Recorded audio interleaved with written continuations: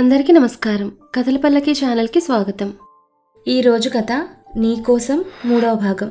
ఇంకా కథలోకి వెళ్తే అది జాబ్ వచ్చింది నాన్నగారు, కానీ జాబ్ చేసే ఉద్దేశం లేదు. ఏదైనా వ్యాపారం పెడదామని నేనే దాన్ని రిజెక్ట్ చేశాను అంటూ బదిలిస్తాడు ఆర్య. ఇప్పుడే ఇలాంటి సొంత నిర్ణయాలు తీసుకుంటున్నాడు. ఇలాంటి వాడికి నా కూతుర్నిచ్చి కట్టబెడదాం అనుకుంటున్నారు. రేపు పెళ్ళయ్యాక దాని జీవితం ఏంటో అంటూ మధ్యలో కలగ చేసుకుంది ఆరాధ్య తల్లి. నువ్వు కాసేపు నోరు మూస్తావా అంటూ దానికి అడ్డుపడతాడు ఆరాధ్య తండ్రి. ఇప్పటి వరకు అలా మూసుకుని ఉండే తప్పు చేశాను, అయినా నేనెందుకు నోరు మూయాలి? నేను అన్న దాంట్లో తప్పే ఉంది, ఉన్నమాటే కదా అన్నాను అంటూ రెట్టించింది ఆరాధ్య తల్లి. అప్పటికీ కోపంతో ఊగిపోతున్న ఆర్య తండ్రి, వ్యాపారం గీపారం అంటే ఇప్పుడు చెప్తున్నావా? పైగా దానికోసం వచ్చిన గొప్ప అవకాశాన్ని చేతులారా చెడగొట్టుకుంటావా? ఇంత చేసి మాకేం చెప్పకుండా ఇప్పుడు ఇంత గొడవయ్యాక చెప్తావా అంటూ ఆర్య చెంప చెల్లుమనిపించాడు. ఏంటి బావా నువ్వు, అసలేం జరిగిందో తెలియకుండా వాడి మీద చేసుకుంటావు? అయినా అది అలాగే వాగుతుంది, దానికేం తెలియదు. ఎవరేమనుకున్నా నా ఇంటికి కాబోయే అల్లుడు నా మేనల్లుడే అంటూ అడ్డుపడతాడు ఆరాధ్య తండ్రి. ఏంటి నాది వాగుడా? నాకేం తెలియదా? నాకు కూడా దాని పెళ్లి విషయంలో నిర్ణయం తీసుకునే హక్కు ఉంది. అయినా నా కూతురికి ఒక మంచి జాబ్ ఉన్నవాడినే చేసి దాని సుఖాన్ని కోరుకునే ఆశ నాకు ఉంటుందిగా. అందుకే జాబ్ ఉన్న నా మేనల్లుడు వినోద్కి ఇచ్చి ఆరాధ్యం చేద్దామని నేను అనుకుంటున్నాను. ఎవరికి పడితే వాళ్ళకి చేయడానికి మీ ఒక్కరికే దాని మీద అధికారం లేదు అంటూ రెట్టించింది ఆరాధ్య తల్లి. తన భార్య మాటలకు సహనం కోల్పోయిన ఆరాధ్య తండ్రి, ఏం కూసావే అంటూ తన భార్యపై చేసుకోపోతాడు. దానికి అడ్డు తగిలిన ఆర్య తండ్రి, తన అన్న మాటలో తప్పే ఉంది చెప్పు. అయినా నువ్వేదో ఆశపడుతున్నావని తప్ప ఇలాంటి వెదవకిచ్చా బంగారుదల జీవితాన్ని నాశనం చేస్తున్నామేమోనని నా మనసుకు కూడా అనిపిస్తోంది. కనీసం మనకు కూడా చెప్పకుండా వీడు సొంతంగా తీసుకుని ఇలాంటి నిర్ణయాలతో ఎంతవరకు బాగుపడతాడో అది చూద్దాం. చూడమ్మా చెల్లమ్మ, నువ్వు తీసుకునే నిర్ణయంతో మాకేం అభ్యంతరం లేదు. ఓ మంచి రోజు చూసుకుని ఒకసారి అన్నయ్య గారితో కానీ బాబాయ్ గారితో కానీ నేనే దీని గురించి మాట్లాడతాను అంటూ అక్కడి నుండి వచ్చేశాడు. అక్కడ జరిగిన సంఘటనతో ఆరాధ్య ఉబ్బుతబ్బిబ్బయింది. తను కోరుకున్నది జరగడంతో తన ఆనందానికి అవధుల్లేవు. తిట్టడమే కానీ ఇదివరకు ఎప్పుడూ తనపై చేసుకుని తన తండ్రి ఆ క్షణం తన్నలా మొదటిసారి కొట్టినందుకు ఆర్యకళ్ళు చెమర్చాయి. ఆరాధ్య పెళ్లి వాయిదా గడిగిన సంవత్సరం గడిచిపోయింది. జాబ్ పోగొట్టుకున్న ఆర్య ఖాళీగానే ఇంట్లో కాలం వెల్లదీస్తున్నాడు. తన త్యాగంతో ఉద్యోగం పొందిన వినోద్ మాత్రం జాబ్ చేసుకుంటున్నాడు. ఆ రోజు సంఘటనతో ఆర్య చేసిన త్యాగాలను గుర్తించక వాళ్ళ నాన్నగారు తను శాశ్వతంగా దూరం పెట్టారు. వినోద్ చేస్తున్న ద్రోహాలు గుర్తించక ఆరాధ్య మాత్రం వినోద్కు బాగా దగ్గరైంది. వినోద్ ఆరాధ్య ఇద్దరు ఒకే కంపెనీలో ఉద్యోగస్తులు కావడం, పైగా ఇంట్లో వాళ్ళకు దూరంగా సిటీలో ఉండడంతో వాళ్ళిద్దరి మధ్య ప్రేమ బంధం మరింత బలపడింది. నైపుణ్యం లేకుండా అడ్డదారిలో సంపాదించిన ఉద్యోగం ఎంతకాలమని నిలబడుతుంది? వినోద్కి ఆ జాబ్లో జాయిన్ అయిన దగ్గర నుండి అన్ని ఇబ్బందులే. అది చేయడం కత్తిమీద సాముగానే మారింది తనకి. వినోద్ పెర్ఫార్మెన్స్ నచ్చక తన ఉద్యోగాలను తీసేస్తున్న ప్రతిసారి ఆరాధ్య తను కాపాడుకుంటూ వచ్చింది. ఇంత ఇబ్బంది పడుతూ చేస్తున్న జాబ్ తనకి ఎలా వచ్చిందని ఆరాధ్య అడిగిన ప్రతిసారి తనకి ఏవో కలబులు కబులు చెప్తూ నెట్టుకుంటూ వచ్చాడు వినోద్. ఆ జాబ్ రావడానికి కారణమైన ఆర్య పేరు మాత్రం బయటికి చెప్పకుండా. కానీ ఇన్నాళ్ళు వినోద్ చెప్తున్నదంతా గమనిస్తూ వస్తున్న ఆరాధ్యకి ఎక్కడో ఏదో తప్పు జరిగిందనే అనుమానం తన మనసులో లేకపోలేదు. కానీ ఏం చేస్తుంది పాపం? వినోద్ చేసే మోసాలు తెలియక తనంటే ఇష్టపడి అతని వల్ల చిక్కుంది. జాబ్ ఎలా వచ్చిందనే వివరాల గురించి తనని ఇంకా ఏమైనా గట్టిగా అడిగితే ఇద్దరి మధ్య నిప్పు రాజేసుకుని ఉన్న రిలేషన్ కాస్త చెడిపోతుందేమోనని భయం. అంతలా అదుపులో పెట్టాడు వినోద్ ఆరాధ్యని. ఈ క్రమంలోనే వినోద్ పేరెంట్స్ తాతయ్య కూడా వినోద్ ఆరాధ్య పెళ్లి విషయంలో ఆరాధ్య తల్లిని తొందర పెడుతున్నారు. ఆరాధ్య తండ్రికి మాత్రం ఆరాధ్యని వినోద్కి ఇచ్చి పెళ్లి చేయడం అసలు ఇష్టం లేదు. తన భార్యకి తెలియకుండా తన బావని ఆర్య ఆరాధ్యల పెళ్లి ప్రస్తావన గురించి మరొక్కసారి కదుపుతాడు. కానీ అప్పటికే ఆర్య అంటే కోపం, పైగా రోజు జరిగిన సంఘటనతో కలత చెంది ఇంకా అదే మనసులో పెట్టుకున్న ఆర్య తండ్రి దానికి నిర్మోహమాటంగా నిరాకరించాడు. పైగా ఆరాధ్య వినోద్ జోడైతేనే బాగుంటుందని, దానివల్ల ఎవరికి ఎలాంటి మనస్పర్ధలు రావని సలహా ఇస్తాడు ఆర్య తండ్రి. ఒకసారి ఆరాధ్య అభిప్రాయం కూడా తెలుసుకుందామన్న ఆలోచన వస్తుంది ఆరాధ్య నాన్నగారికి. ఈలోపే ఆరాధ్య తల్లి, ఏమండి మా నాన్న ఇందాకే ఫోన్ చేశారు, ఆరాధ్య వినోద్ పెళ్లి గురించి తొందర పెడుతున్నారు అంటూ చెప్పుకొచ్చింది. అంత తొందర అయితే ఎలా? ఒకసారి అమ్మాయి అభిప్రాయం కూడా కనుక్కుందాం. ఇప్పటి వరకు తన అభిప్రాయం ఏంటో, ఎవరంటే ఇష్టమో, అసలు తన ఉద్దేశం ఏంటో ఎప్పుడూ అడగలేదు. ఎలాగో తన ఒక 15 రోజుల్లో వస్తుంది కదా, జీవితాంతం కలిసి ఉండాల్సిన వ్యక్తి గురించి తన మనసులో ఏమనుకుంటుందో అంటూ ఆరాధ్య తండ్రి తన భార్య అడిగిన దానికి బదులిస్తాడు. మా వాళ్ళనేసరికి ఇప్పటివరకు లేనిపోని కారణాలను పుట్టుకొస్తాయి మీకు. అదే మీ మేనల్లుడు అయితే మీరు ఇలాగే అంటారా? పైగా సంవత్సరం క్రితమే వాళ్ళిద్దరికి పెళ్లి చేసేయాలని చూశారు. ఆరాధ్య ఎంతో రిక్వెస్ట్ చేస్తేనే గానీ ఆ పెళ్లి జరగకుండా వాయిదా పడ్డాన్ని మీరు ఒప్పుకోలేదు. ఇప్పుడు మా పుట్టింటి తరపు వాళ్ళు అనేసరికి ఆరాధ్య అభిప్రాయం కూడా తెలుసుకోవాలంటూ డొంక తిరుగుడు మాటలు మాట్లాడుతున్నారు. సర్లేండి, మీరన్నట్టే తన అభిప్రాయం కూడా తెలుసుకుందాం అంటూ తన మనసులో ఉన్నది కక్కింది ఆరాధ్య తల్లి.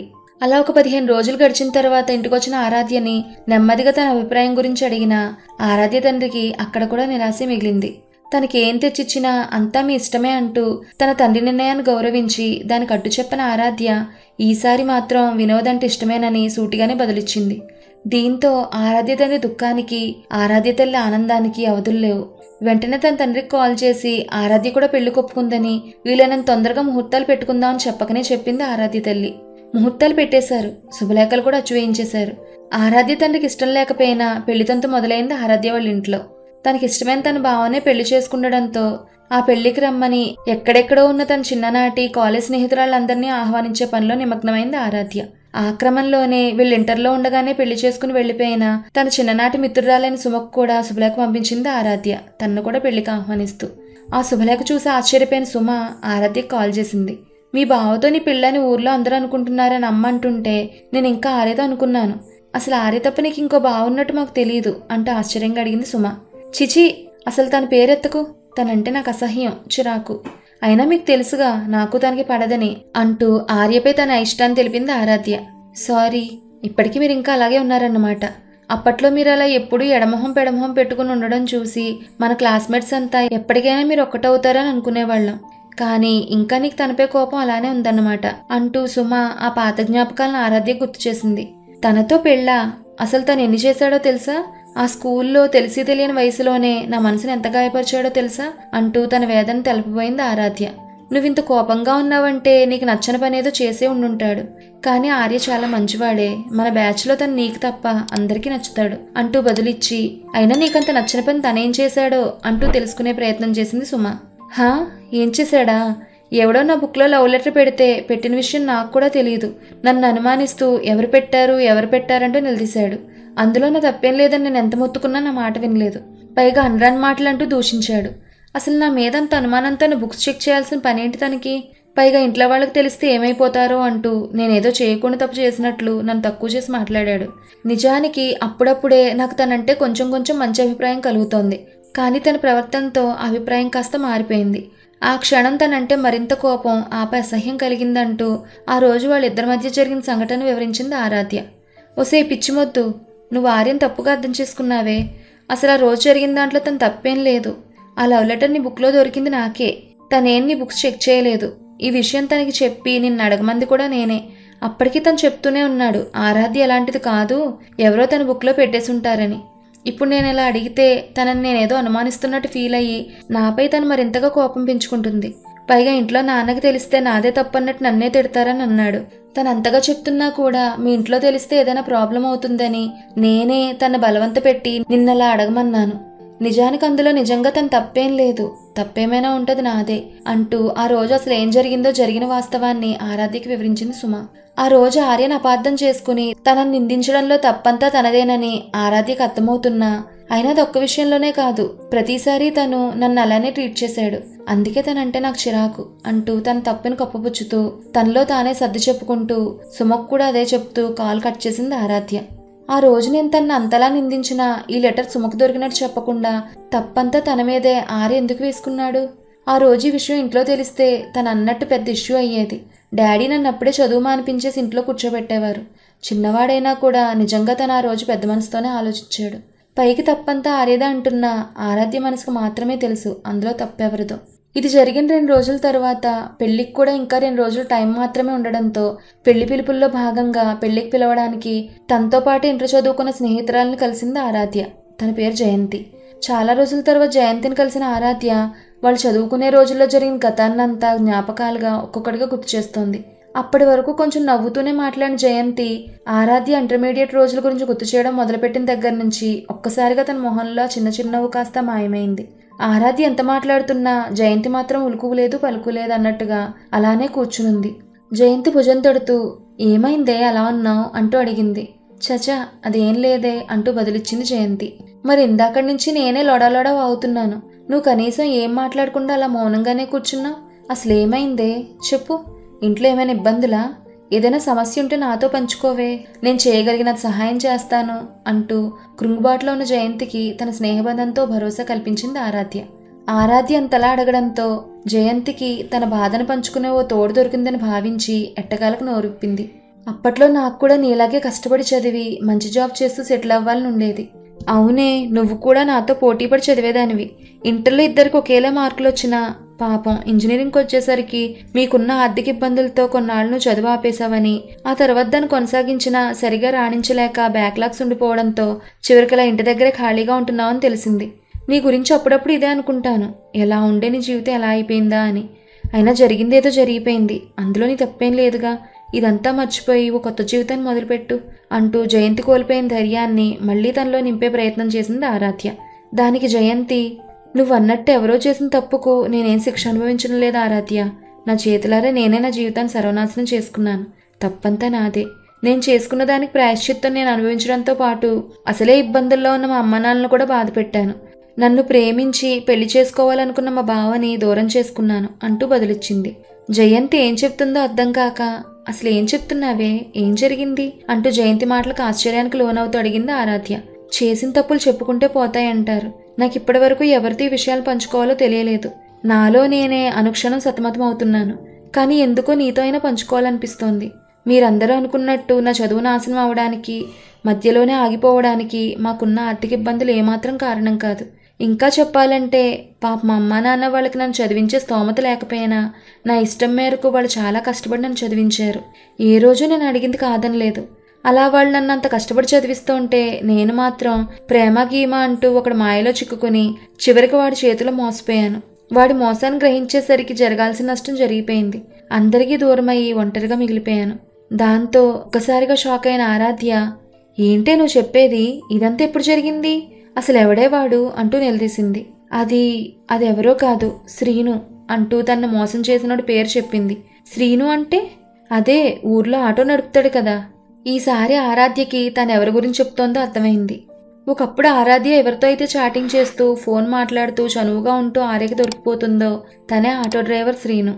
జయంత్ అలా చెప్పడంతో ఆరాధ్య ఒక్కసారిగా కంగు తింటుంది. అసలు నాకు వాడి గురించి పూర్తిగా తెలియకపోయినా వాడు చెప్పే మాటలకు చేసే పనులకు నాకు తెలియకుండానే తన మాయలో పడిపోయాను. తనకు లొంగిపోయాను. మొదట్లో ఇంటర్లో ఉండగానే నా నెంబర్ తను ఎలా సంపాదించాడో తెలియదు, కానీ ఒకసారి నా నెంబర్కి మెసేజ్ చేసి సారీ పొరపాటున వచ్చింది అన్నాడు. నేనేం పెద్దగా పట్టించుకోలేదు.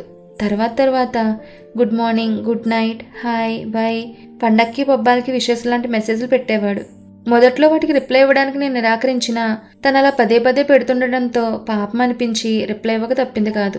అలా చిన్నగా మొదలైన పరిచయం కొన్ని రోజులకు మరింతగా తనతో చాటింగ్ చేయడం, మాట్లాడడంలో మునిగిపోయాను. తన ఆటో డ్రైవర్ అయినా కూడా చాలా బాగానే చాటింగ్ చేసేవాడు, అంటే ఓ చదువుకున్న వ్యక్తి చేసినట్టుగా. దాంతో తన చదువులో రాణించిన ఆర్థిక ఇబ్బందులతో తన పరిస్థితి ఇలా అయిందని తను చెప్పిన మాటలు కూడా నమ్మాను. అవే కాదు, తను వేరే అమ్మాయిని లవ్ చేస్తే తను మోసం చేసిందంటూ చెప్పాడు. దానికి జాలిపడ్డాను. వాడు చెప్పే వాటన్నింటినీ మోసాలను గ్రహించక వాడు చెప్పే అబద్ధాలకు నేను కరిగిపోయాను. పుస్తకాల పురుగనే పేరున్న నాకు అసలు అవేంటో తెలియనట్టు మొబైల్కి మాత్రం బానిసయ్యాను. వాడి మాటలకి కళ్ళబుల్లి కబుర్లకు బాగా అడిక్ట్ అయిపోయాను. ఎంతలా అంటే నా తల్లిదండ్రుల కష్టార్జితమైన నాకు ఇష్టమైన చదువును కూడా పక్కన పెట్టి వాడితో మాట్లాడడం మాత్రమే ముఖ్యమన్నంతగా వాడి మాటలతో నన్ను అంతలే అమర్చాడు. ఆ నా బలహీనతను ఆసరాగా చేసుకుని వాడొక రోజు ఎక్కడో పడిపోయాను. దెబ్బలు తగిలిన ఇంట్లో పరిస్థితులకు వాళ్ళకి చెప్పలేదు. కనీసం పలకరించేవారు, దగ్గరుండి ఆలనాపాలన అడిగేవారు లేరని చెప్తూ ఆ టైంలో కనీసం నా తోడైనా కావాలంటూ ఒక్కసారి నన్ను డైరెక్ట్గా కలవాలంటూ నన్ను బ్రతిమాలాడు. దానికి నేను నిరాకరించాను. అయినా వదలలేదు. నేను కూడా లొంగలేదు. సరిగ్గా అప్పుడే తనకి ఎవరూ లేనన్నట్టు, ఒంటరినన్నట్టు తను ఫీల్ అవుతూ నన్ను కొంచెం దూరం పెట్టినట్టు నటించాడు. సరిగా అదే టైంలో వాడితో చనువుగా ఉంటున్నట్టు మా బావకి ఎవరో చెప్పారంట. నన్ను ప్రాణానికి ప్రాణంగా ప్రేమించిన తను అది తెలిసి తట్టుకోలేక నాపై ద్వేషం పెంచుకుని అమ్మ నాన్నలతో అదంతా చెప్తూ వాళ్ళ ముందే నా మొబైల్ లాక్కొని చెక్ చేశాడు. దాంతో అడ్డంగా దొరికిపోయాను. ఎప్పుడూ పన్నెత్తి మాట అన్న అమ్మా నాన్న నన్ను తిట్టారు, కొట్టారు. వాడికి దూరం చేయాలనే ఉద్దేశంతో నా చదువు ఆపించేశారు. అప్పటి వరకు నన్ను పెళ్లి చేసుకోవాలని కోరుకున్న బావ నేను అలా తప్పుడు మార్గంలో దారి తప్పడం తెలిసి తను కూడా వదిలేశాడు. కొన్నాళ్ళు నా దగ్గర ఫోన్ లాక్కుని నన్ను వాడికి దూరం చేశారు. తెలుసో తెలియకో వాళ్లపై కోపం, ఆ దూరమే ఇంకా వాడంటే ఇష్టం ఏర్పడేలా చేశాయి. 4 రోజుల తర్వాత ఒక రోజు వాడితో మాట్లాడే అవకాశం దొరికింది. వాడితో జరిగిందంతా చెప్తూ ఏడ్చాను. నాకు ధైర్యం చెప్తున్నట్టు నటించి దాన్ని కూడా ఒక అవకాశంగా భావించి నన్ను కలవాలని, నాతో మాట్లాడకుండా చూడకుండా ఉండలేనంటూ చెప్పాడు. వాడు చెప్పేవాటికి కరిగిపోయాను. అప్పటికే వాడంటే ఒక మంచి అభిప్రాయం కూడా ఉండడంతో చివరికి తనను కలవడానికి ఒప్పుకోవాల్సి వచ్చింది. ఓ రోజు కాలేజ్ మానేసి మరి ఒంటరిగా వాడు చెప్పిన చోటే వాడిని కలిశాను. అలా కలిసిన నన్ను కూల్ డ్రింక్లో మత్తు కలిపి స్పృహ కోల్పోయేటట్టు చేశాడు. స్పృహ కోల్పోయిన తర్వాత నన్ను నా శరీరాన్ని లొంగదీసుకున్నాడు. నన్ను రేప్ చేశాడు. అక్కడితో వదలకుండా నన్ను బెదిరించి నేను దాచుకున్న డబ్బులు కూడా దోచుకున్నాడు. ఎలా తెలిసిందో తెలియదు గాని ఇదంతా మీ బావ, అదే ఆర్యకు కూడా తెలిసింది. తను కూడా అంతకుముందే వాడు మంచివాడు కాదని ఎంత వారించినా, నచ్చ చెప్పినా, మరింతగా హెచ్చరించినా వినకుండా, అసలు తన మాటలు పట్టించుకోకుండా పెడచెవిన పెట్టాను. చివరికి దాని పర్యవసానం అనుభవిస్తున్నాను. కానీ ఆర్య మా బావలా కాకుండా ఓ సొంత వాళ్ళ, అంతకు మించిన ఓ తోడబుట్టిన వాళ్ళ నాకు ఆ టైంలో ధైర్యం చెప్పి ఇంట్లో బయట ఈ విషయం పొక్కకుండా జాగ్రత్త పడి, ఇంకా నేను ఖాళీగా ఉంటే అదే దిగులుతో ఏదైనా అఘాయిత్యాన్ని పాల్పడతాననుకుని నన్ను ఓదార్చాడు. నాలో స్ఫూర్తి నింపాడు. ఇందులో తను తప్పేం లేదని, తెలుసో తెలియక తప్పు చేసిందని, తన చదువు మధ్యలో ఆపేస్తే చుట్టూ ఉన్న వాళ్ళు ఏమైనా అనుకుంటారని, అది మీ కుటుంబానికి తనకి కూడా మంచిది కాదంటూ మా ఇంట్లో వాళ్ళని ఒప్పించి మళ్ళీ నా చదువు కొనసాగించేలా చేశాడు. కానీ మునుపట్ల చదువులో రాణించలేకపోయాను. అయినా తను చేసిన సహాయానికి నిజానికి తనకి ఎప్పటికీ నేను రుణపడి ఉండాలి అంటూ జయంతి చెప్తుంటే ఆరాధ్య హృదయం బరువెక్కింది. తన 2 కళ్ళు చెమర్చాయి. అవి బయటపడేలోపే ఇకనైనా జాగ్రత్తగా ఉండు జయంతి, నాకు చిన్న పనుంది అంటూ అక్కడి నుండి అదే బరువెక్కిన హృదయంతో వచ్చేసింది ఆరాధ్య. అసలు శ్రీని ఇలాంటివాడా? జయంతికి జరిగినట్టే అచ్చం ప్రతిదీ నాకు అలాగే జరిగింది. ఒక్కవాడి రూమ్కి రమ్మంటే దానికి నేను నిరాకరించడం తప్ప. నన్ను కూడా ఇలాగే లొంగ తీసుకుందామని ట్రై చేశాడు ఆ వెధవ. అప్పటికే బావకి వాడితో చనువుకుంటున్నట్టు తెలిసిపోవడంతో ఈ విషయం తనకు కూడా తెలుస్తుందన్న భయమే వాడికి నన్ను లొంగకుండా చేసింది కదా. ఆ రోజు బావ చెప్పిందంతా నిజమే, అది నా మంచికే. కానీ నేనే తన్ని అర్థం చేసుకోలేదు. ఏదేమైనా నా జీవితాన్ని నాశనం కాకుండా చూశాడు. నేను అన్ని తప్పులు చేస్తున్నా కూడా పెద్ద మనసు చేసుకుని నన్ను మందలించాడే తప్ప జయంతి వాళ్ళ బావలాగా ఇంట్లో చెప్పలేదు. చెప్పుంటే నా చదువు జీవితం జయంతిలా తన ప్లేస్లో ఇప్పుడు నేను ఉండేదాన్ని. అమ్మో, తలుచుకుంటేనే ఆరాధ్య వాళ్ళు గగురు పొడుస్తోంది. నన్ను ఆ వెధవ నుండి కాపాడమే కాకుండా వాడి వల్ల నాశనమైన జయంతి జీవితానికి కూడా అండగా నిలిచి తనకు ఒక దారిని చూపి తన మంచి మనసు చాటుకున్నాడు. అలాంటి మనసునేనా నేను బాధ పెట్టింది అంటూ ఆలోచిస్తుంది ఆరాధ్య. అలా ఆలోచిస్తున్న ఆరాధ్యకి అప్పుడే సరిగ్గా ఒక ఫోన్ కాల్ వచ్చింది. అది తన ఇంజనీరింగ్ ఫ్రెండ్ అక్షర దగ్గర నుండి. హలో అక్షర, ఇప్పుడే నీ గురించి ఆలోచిస్తూ పెళ్లికి రేపు తొందరగా రమ్మని చేయడానికి కాల్ చేద్దాం అనుకుంటున్నాను. ఈ లోపు నువ్వే కాల్ చేసావు అంటూ ఆ కాల్ లిఫ్ట్ చేసిన ఆరాధ్య బదులిచ్చింది. అది సరేలే కానీ ఆ సంగతి తర్వాత. నీకు అంతకన్నా ముఖ్యమైన విషయం ఒకటి చెప్పాలి, చాలా చాలా ఇంపార్టెంట్ మ్యాటర్ అంది అక్షర. అసలు అక్షర ఏం చెప్పబోతోంది? తనకు తెలిసిన నిజమేంటి? ఆరాధ్యకి ఒకదాని తర్వాత ఒకటి నిజాలు తెలుస్తుంటే తన నిర్ణయం ఎటువైపు? అసలు ఏం జరగబోతోంది అనేది నెక్స్ట్ వీడియోలో చూసేయండి. ఈ కథ మీకు నచ్చితే ఈ వీడియోని లైక్ చేసి మన కథల పల్లకి ఛానల్ని సబ్స్క్రైబ్ చేసుకోండి. ధన్యవాదాలు.